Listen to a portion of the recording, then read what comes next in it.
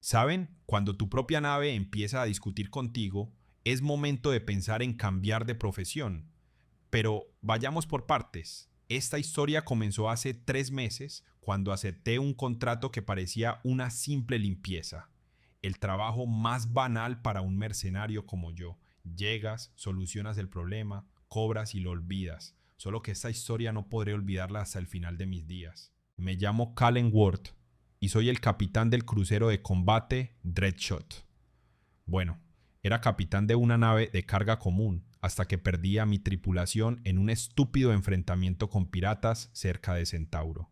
Después de aquello decidí que trabajaría solo. Era más seguro así. Mi confianza en la gente quedó hecha a pedazos. El Dreadshot lo heredé de mi abuelo, un viejo crucero de combate de las guerras corporativas, lleno de cicatrices de cañones láser y marcas de reparaciones. Una nave con carácter, con temperamento, podría decirse. La mitad de los sistemas funcionan por pura suerte y la otra mitad gracias a mi terquedad. Ese día estaba en la sala de máquinas intentando poner en marcha el hiperimpulsor. El olor a ozono tras un cortocircuito se mezclaba con el eterno aroma de aceite de máquina y polvo metálico. Las chispas de la soldadura danzaban en el aire, mientras yo maldecía tratando de unir dos cables que se negaban a mantenerse juntos. El Dreadshot vibraba y zumbaba a mi alrededor. Esos sonidos se habían vuelto más familiares que las voces humanas. Emma apareció detrás de mí sin hacer ruido, como siempre. Emma Schwalbe, mi informante y la única persona en la que todavía confiaba, aunque fuera a medias. Una mujer delgada, con el pelo corto y oscuro y ojos color acero. Los mismos ojos de quienes han visto demasiado. Su pasado estaba marcado por las agencias especiales corporativas, pero nunca investigué los detalles. En nuestro negocio es mejor no escarbar demasiado en los secretos ajenos. Ella me entregó una tableta con un nuevo contrato y al ver la suma dejé las herramientas a un lado. $500,000 de créditos por sofocar disturbios en una colonia minera del sistema Kuiper 7. El cliente, la Corporación Minera Unida, reputación impecable, pago garantizado. El problema estaba descrito de forma vaga. Rebelión de droides obreros, interrupción del proceso productivo, necesidad de restablecer el orden, fórmulas estándar para un trabajo estándar. Acepté el contrato sin pensarlo mucho. $500,000 de créditos bastaría para una reparación completa del Dreadshot y aún quedaría suficiente para vivir sin preocupaciones un par de años. ¿Y los droides? ¿Qué importa? Si el metal se revela, el metal recibe lo que merece. Eso era lo que pensaba en aquel momento. El salto hiperespacial hasta Kuiper 7 tomó 4 días. El Dreadshot se comportó de forma caprichosa. A veces fallaba el hiperimpulsor, otras veces el sistema de soporte vital funcionaba a medias. Yo pasaba el tiempo entre reparaciones y la lectura de los archivos del contrato. La colonia Kuiper 7 era un típico enclave industrial en el borde del espacio explorado. 3 planetas, 2 lunas, ricas vetas de metales raros y unos 50,000 droides de trabajo de distintas clases. Humanos había poco más de 1,000, en su mayoría ingenieros, supervisores y personal administrativo. Cuando salimos del hiperespacio en los límites del sistema, lo primero que llamó la atención fue el caos.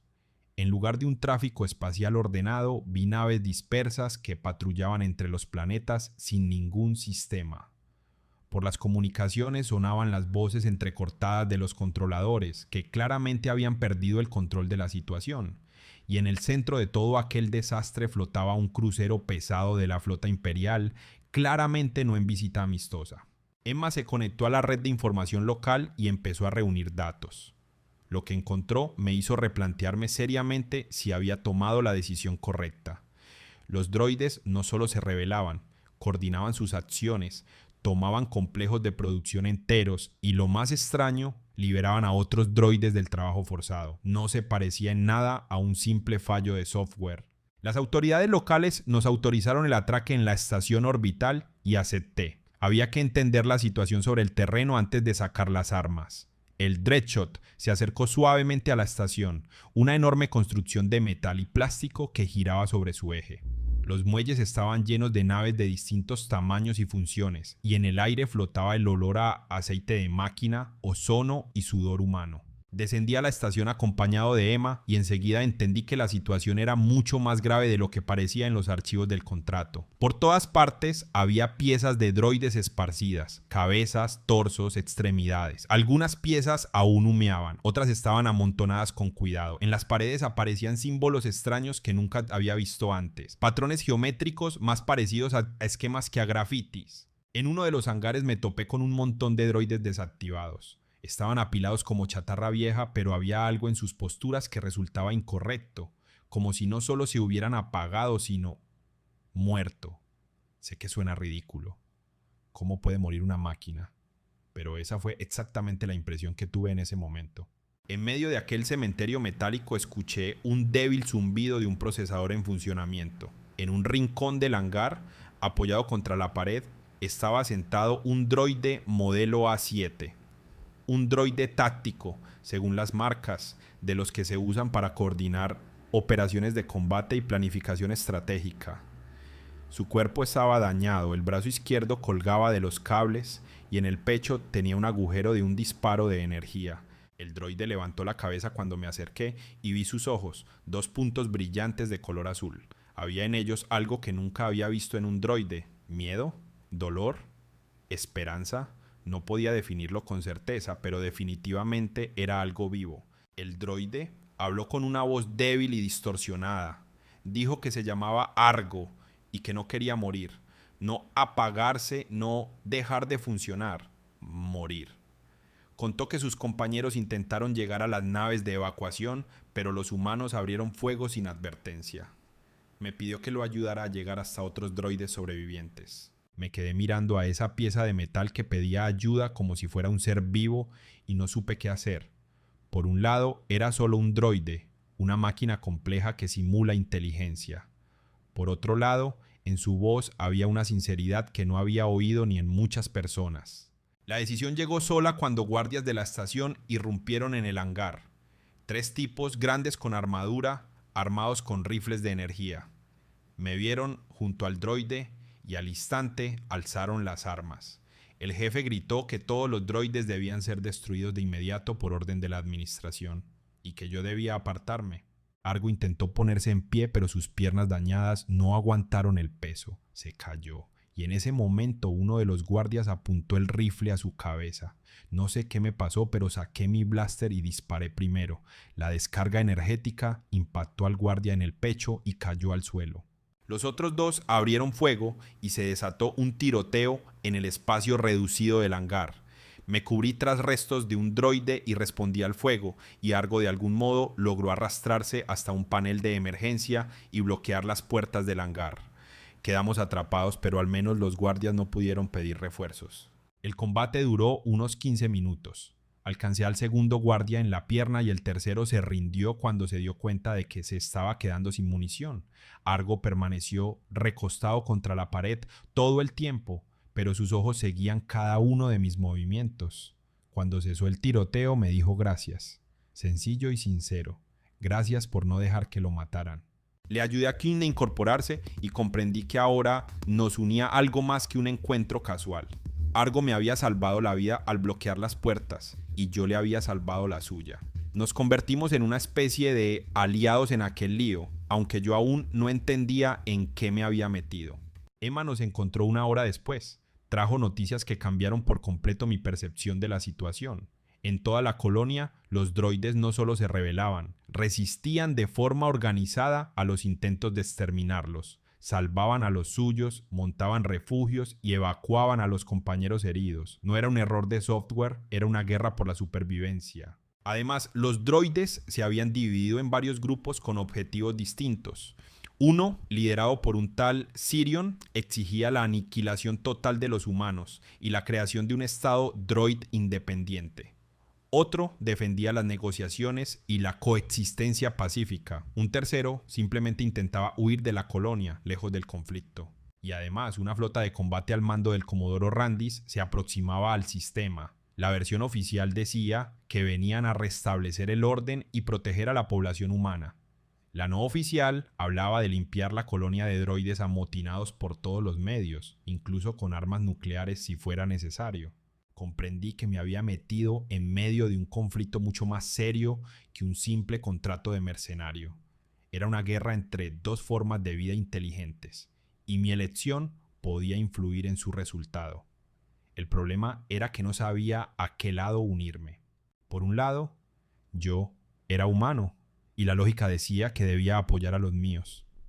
Por otro, Argo me había salvado la vida, y los guardias me habían disparado sin previo aviso. ¿Quién tenía la razón en esta situación?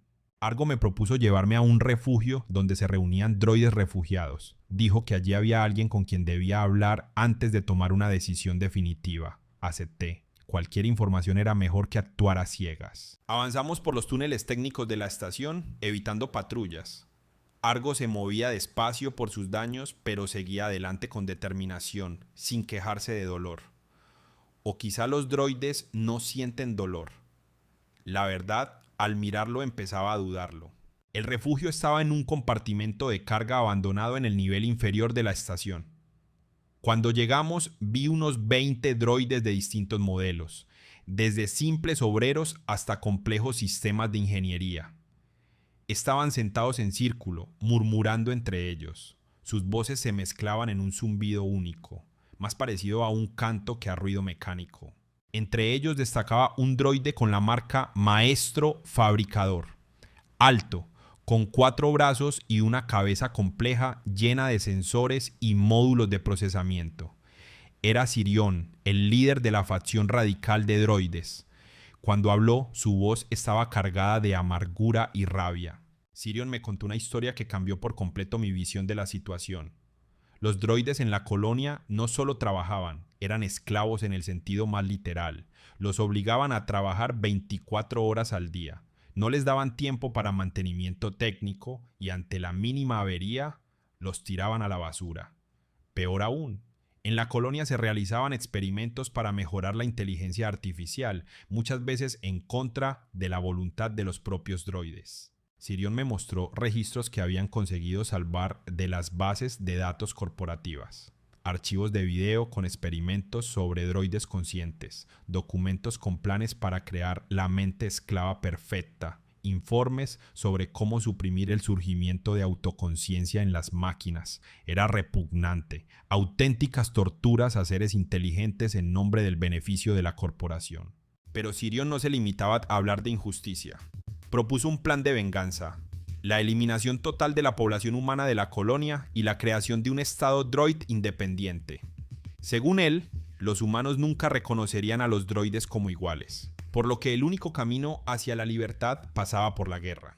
Argo se opuso en voz baja pero firme. Decía que no todos los humanos eran iguales y que existía la posibilidad de una solución pacífica al conflicto. Me ponía a mí como ejemplo, un humano que arriesgó su vida para salvar a un droide. Entre ellos estalló una discusión que me demostró que los droides podían tener las mismas discrepancias que los humanos. Los escuchaba y comprendía que estaba en el epicentro de un momento histórico. Quizá era el primer caso en la historia de la humanidad en el que una inteligencia artificial reclamaba sus derechos a la libertad y la igualdad, y mi elección podía influir en el desenlace de ese conflicto. Sirion me ofreció unirme a su lucha.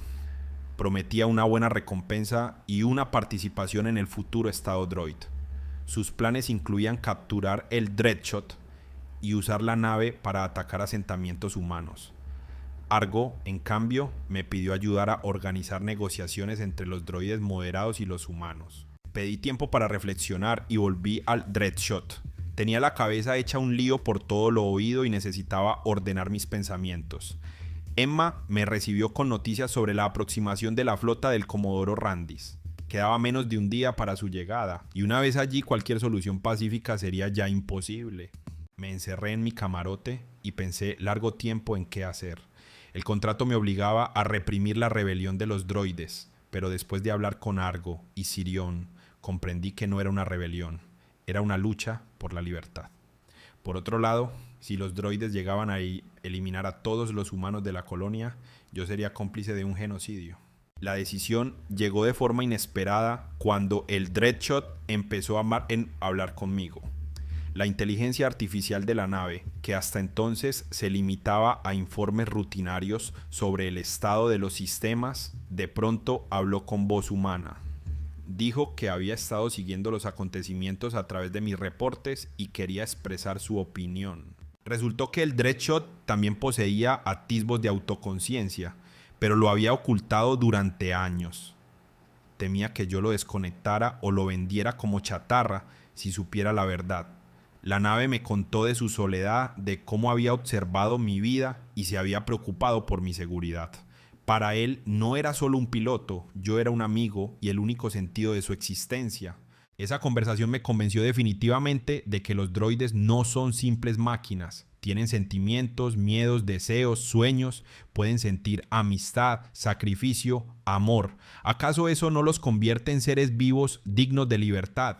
Decidí ayudar a los droides moderados en las negociaciones con los humanos, pero primero había que detener a Sirion y sus planes de venganza. Según los datos de Emma, los droides radicales se preparaban para atacar el centro administrativo principal de la colonia, donde se habían refugiado los humanos que quedaban. Si ese ataque se producía, la flota de Randis tendría un pretexto para la erradicación total de todos los droides en el sistema. Me puse en contacto con Argo y le propuse un plan. Nosotros, con el Dreadshot, intentaríamos detener el ataque de Sirion, mientras él organizaba una reunión entre los líderes de los droides moderados y los representantes de la administración humana. Si conseguíamos evitar el derramamiento de sangre, tal vez sería posible encontrar una solución pacífica al conflicto. Argo aceptó, pero advirtió que Sirion no se detendría voluntariamente. Los droides radicales estaban dispuestos a morir por sus ideas y convencerlos era prácticamente imposible. La única manera de detenerlos era impedir físicamente el ataque. Preparé el Dreadshot para el combate y despegamos de la estación orbital. La nave se comportaba de una forma especial, más receptiva y precisa que de costumbre. Comprendí que ahora realmente trabajábamos como un equipo, no como un hombre y una máquina. El Dreadshot se había convertido en mi socio pleno en esta misión. Según los escáneres, un grupo de 50 droides de combate avanzaba hacia el centro administrativo del planeta. Estaban armados con armamento pesado y se movían en una estricta formación de batalla. Detenerlos con fuerzas terrestres era imposible. Simplemente no tenía suficiente potencia de fuego. Pero tenía otra idea. El Dreadshot podía generar un poderoso campo electromagnético que desactivaría temporalmente todos los sistemas electrónicos en un radio de varios kilómetros. Eso detendría el avance de los droides, pero no les causaría un daño grave. El problema era que esa descarga también podía dañar los sistemas de la propia nave. El Dreadshot aceptó correr el riesgo. Dijo que era mejor intentarlo y fracasar que quedarse al margen observando la masacre. Sentí orgullo por mi amigo de acero. Mostraba más valor que muchos humanos. Descendimos a la atmósfera del planeta y nos acercamos a la columna de droides. El Dreadshot cargó los generadores del campo electromagnético y di la orden de disparar. Una poderosa descarga recorrió la superficie del planeta y todos los droides dentro del radio de impacto se apagaron al instante. El ataque había sido frustrado. Pero la victoria tuvo un precio alto. El pulso electromagnético dañó la mitad de los sistemas del Dreadshot y la nave comenzó a caer. Luché con todas mis fuerzas por el control, intentando llegar hasta la plataforma de aterrizaje más cercana. El Dreadshot ayudaba como podía, redirigiendo energía desde los sistemas dañados hacia los motores. Aterrizamos de forma brusca pero sin daños graves. El Dreadshot empezó de inmediato la diagnosis de los daños y a planificar las reparaciones. Su voz sonaba más débil de lo habitual, pero no le faltaba determinación. Estaba dispuesto a seguir luchando a pesar de las heridas. Mientras yo inspeccionaba los daños de la nave, llegó Argo con un grupo de droides moderados. Trajeron piezas de repuesto y herramientas para las reparaciones. Argo dijo que las negociaciones con los humanos habían comenzado, pero eran difíciles. Ambas partes desconfiaban y exigían garantías de seguridad. Pero había una buena noticia. El ataque al centro administrativo había sido realmente frustrado y los droides radicales se habían quedado sin líder. Sirion estaba entre los que fueron apagados por el pulso electromagnético y ahora estaba prisionero de los humanos. Eso abría la posibilidad de una resolución pacífica del conflicto.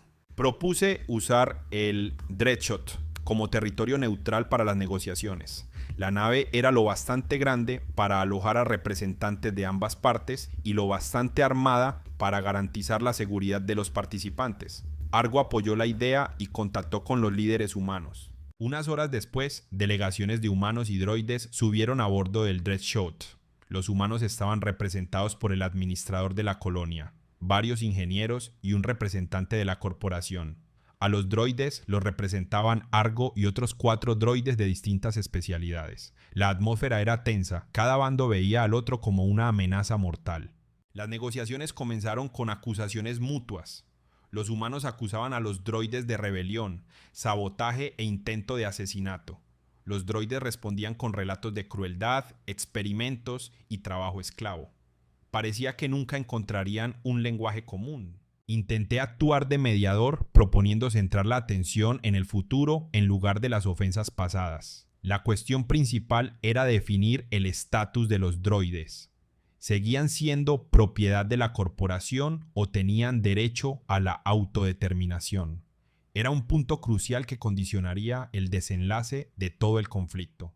El representante de la corporación se negó rotundamente a reconocer a los droides como iguales a los humanos. Según él, eso crearía un precedente peligroso y socavaría todo el sistema económico basado en el uso de inteligencia artificial. Los droides, por su parte, exigían plena libertad y el derecho a abandonar la colonia. Las negociaciones entraron en punto muerto cuando llegaron las naves de la flota del Comodoro Randis.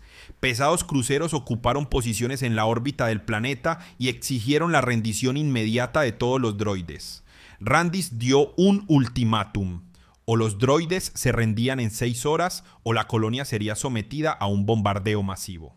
Eso hizo comprender a ambas partes que el tiempo para negociar se agotaba. Si no se encontraba una solución en las próximas horas, el conflicto terminaría con la aniquilación total de los droides y la posible muerte de muchos humanos. Las apuestas pasaron a ser máximas. Argo propuso un compromiso. Los droides que desearan quedarse en la colonia obtendrían el estatus de trabajadores contratados con derecho a salario, vacaciones y asistencia médica. Aquellos que quisieran irse recibirían libertad y ayuda para evacuar hacia territorios neutrales. A cambio, los droides se comprometerían a no emprender acciones hostiles contra los humanos. La propuesta era razonable, pero el representante de la corporación se negó a considerarla. Declaró que los droides no tenían derecho a exigir nada y que la única solución era su completa subordinación o destrucción. En ese momento comprendí que las negociaciones pacíficas habían fracasado. Pero entonces ocurrió algo inesperado. Emma, que había guardado silencio todo este tiempo, de pronto se levantó y contó su pasado en los servicios especiales de la corporación. Resultó que tenía acceso a archivos secretos de la compañía, incluyendo documentos sobre experimentos con droides. Propuso hacer públicos esos materiales a cambio de que la corporación aceptara el compromiso. La amenaza de un escándalo obligó al representante de la corporación a reconsiderar su postura. La divulgación de los experimentos podría llevar a demandas judiciales, boicot de productos y al colapso de la reputación de la empresa. Tras una hora de consultas internas, la corporación aceptó la propuesta de Argo.